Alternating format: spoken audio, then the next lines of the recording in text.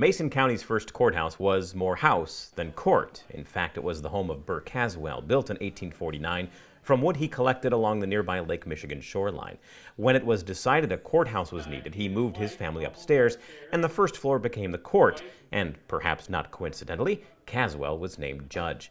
The county's first jail is actually the home's basement. When needed, they just pulled up the ladder so any inmates couldn't escape. It's really a step back in time to see what that hardscrabble life was like 100 years ago here in Mason County and throughout Michigan and throughout the Midwest. Historic White Pine Village is a chance to see, hear, even feel how Mason County began, and with a strong focus on the people that first settled the area, with reenactors ready to tell their stories. We have costume docents in many of the buildings. The blacksmith shop is oftentimes working at full tilt. The sawmill, when that big blade starts cutting, and we've got people there in costume talking about what it was like in those lumbering days.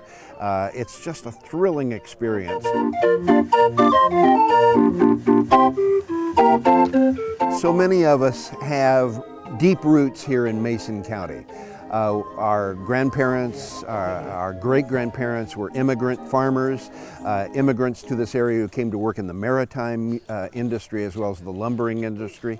So it's a way that we can honor our families and the traditions of our families and our past.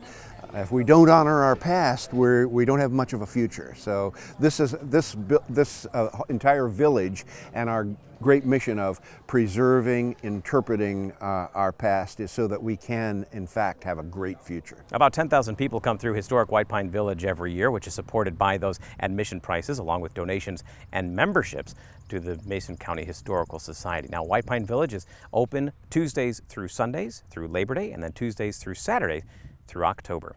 In Mason County, Tom Kramer, ABC 29 at 8.